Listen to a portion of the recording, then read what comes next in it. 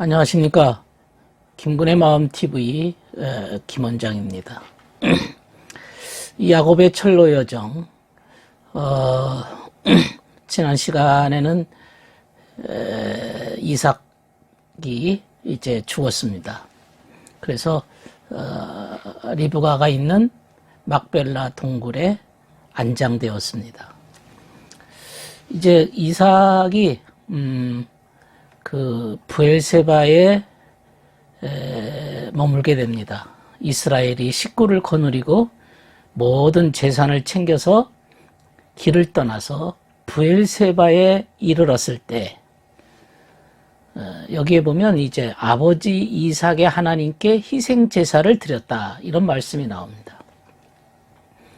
왜 조부는 안 나오고 아버지 이삭의 하나님께 희생 제사를 드렸다. 밤에 하나님이 환상 가운데서 야곱아, 야곱아 하고 이스라엘을 부르셨습니다. 야곱은 제가 여기 있습니다 라고 대답했어요. 하나님이 말씀하시기를 나는 너의 아버지 하나님이다. 이집트로 내려가는 것을 두려워하지 말아라. 내가 거기서 너를 큰 민족이 되게 하고 나도 너와 함께 이집트로 내려갔다가 내가 반드시 너를 거기서 데리고 나오겠다. 그리고 요셉이 너의 눈을 직접 감길 것이다.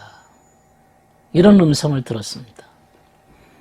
그래서 야곱 그 일행이 이제 브엘세바를 이제 떠날 채비를 하게 됩니다. 그래서 그 자녀들은 아버지 그 야곱, 아이들, 뭐 아내들, 그 바로는 이제 이집트 왕을 바로라고 그럽니다. 그 야곱을 모시고 오라고 보낸 수레에 태웠습니다. 그래서 야곱과 모든 가족이 집짐승, 가나안에서 모은 재산, 이 모든 걸 챙겨서 이집트를 향해서 이제 길을 떠나게 됩니다. 요 내용이 창세기 46장의 내용입니다. 이 브엘세바에 오니까 이런 음성을 듣는 거죠. 브엘세바가 뭡니까? 보통 브엘세바에서 그 이제 계시를 받았는데요.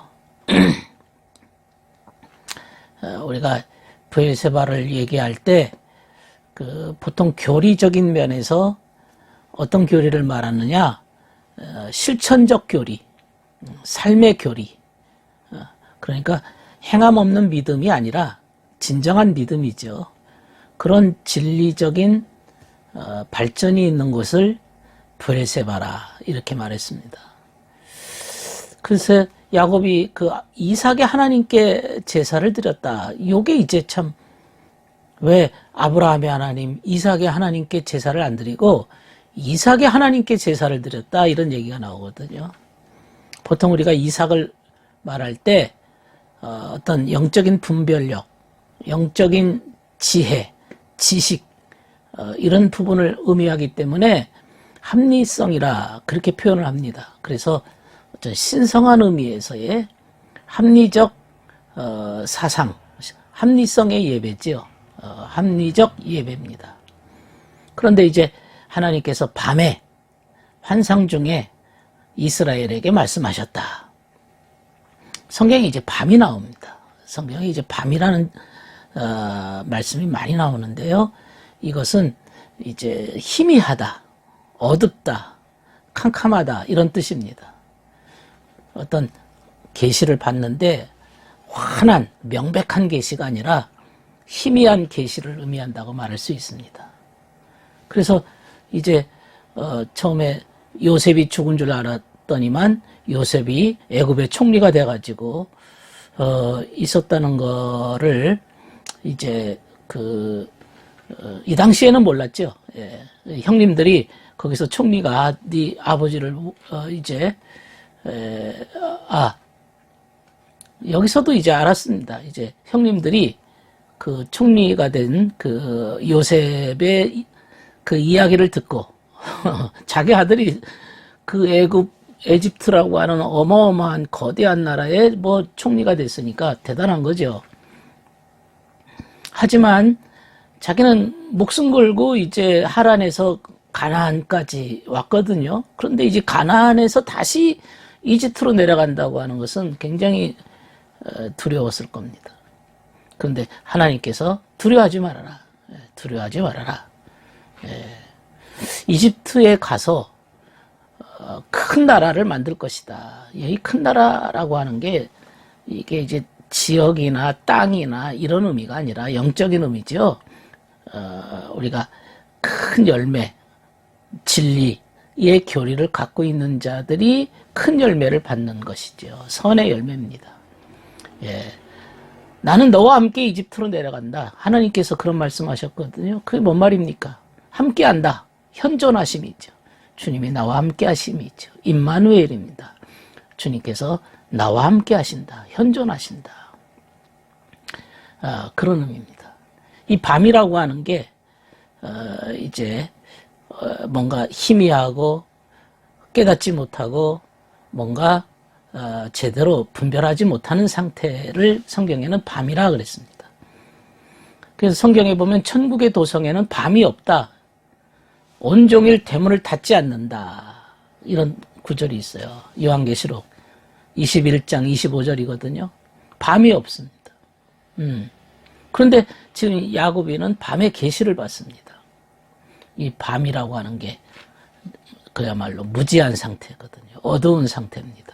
희미한 상태입니다. 그래서 사람이 낮에 걸어다니면 넘어지지 않지만 밤에 걸어다니면 빛이 그 사람 안에 없으므로 넘어진다. 이런 얘기가 있어요. 요한복음 11장 9절입니다. 그 사람 안에 빛이 없기 때문에 밤에 걸어다니면 길에 넘어진다는 의미는 분별력이 약하면, 깨달음이 없으면, 진리의 빛이 없으면 넘어지고 쓰러지게 되는 거죠. 또 성경에 보면 신랑을 기다리던 처녀들이 밤에 졸며 잘세.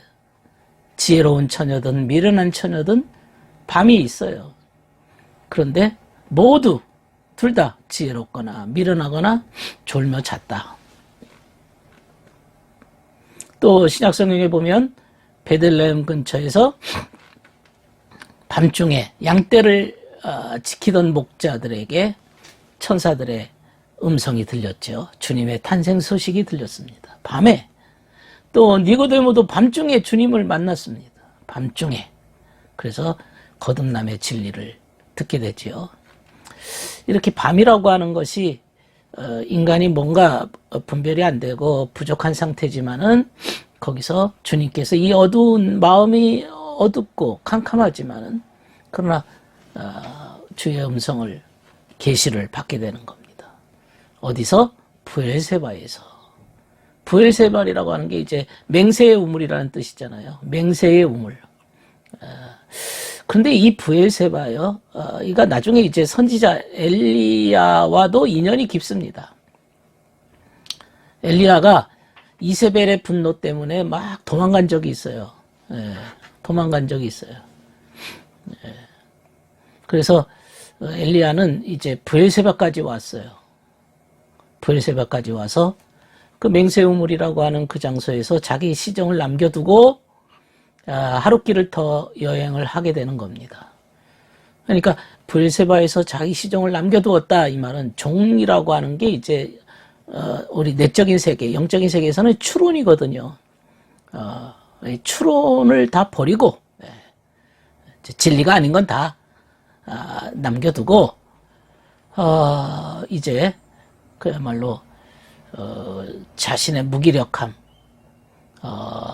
약함을 인정한 상태에서 로뎀나무 덤불이 있는 곳에 이르러서 그 아래 앉아 나를 죽여주십시오라고 막 기도를 합니다. 이 절망 중에 자신의 무기력함, 약함을 두고서 하나님께 기도하는 거죠. 근데 이게 로뎀나무 덤불이에요. 로뎀나무. 로뎀나무 그늘에서 쓰러져서 죽여달라 기도하는 이 엘리야의 모습입니다. 제가 이제 유튜브에도 그 로뎀나무에 대한 영적인 의미를 말씀드렸는데, 이 로뎀나무는 섭리적 신앙을 의미합니다. 섭리적 믿음, 하나님의 섭리를 생각하는 거예요. 그러니까 인간은 당장의 눈앞에 보이는 것만 생각하지만은 섭리적 신앙을 갖고 있는 사람은 좀 더 넓고 원대하게 큰 하나님의 뜻을 의지하는 거죠. 그래서 엘리야가 로뎀나무 아래 덤불 아래 그대로 누워서 잠들었어요. 예. 인간의 자의식이 쓰러진 거죠. 예. 그래, 인간이, 그러니까 이제 천사가 빵과 물을 가지고 왔다 그랬습니다. 인간적인 요소, 인간적인 그러한 것은 자꾸 떨어져야죠. 구석으로 밀려나야죠. 예. 좌절과 절망과 인간의 자의식이 밀려날 때 주님께서 천사를 통해서 떡과 물을 준 것처럼 새로운 삶을 얻게 되는 겁니다. 힘을 얻게 되는 겁니다. 그래서 호렙산까지 갈 수 있었어요. 그런데 이 호렙산에서 바람과 지진과 불을 맞게 됩니다. 이야, 이거요. 영적인 의미를 생각하면 대단히 은혜스럽습니다. 바람이라고 보통 바람 세잖아요. 우리는 바람이라고 하는 게 푸뉴마지요. 이게 영입니다. 영. 영입니다. 영이라고 하는 것은 우리의 생각을 의미하는 거죠. 그 다음에 이제 지진이 일어났어요. 지진이라고 하는 것은 막 이렇게 땅의 지진이 갈라서는 거죠. 이것은 행동을 의미합니다.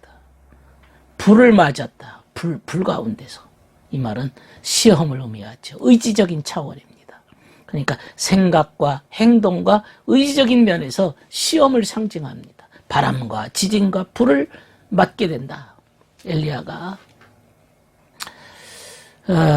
이런 시험 속에서 이것이 다 지나간 다음에 조용한 묵상 중에 세미한 음성이 그 속에 들어오게 됩니다.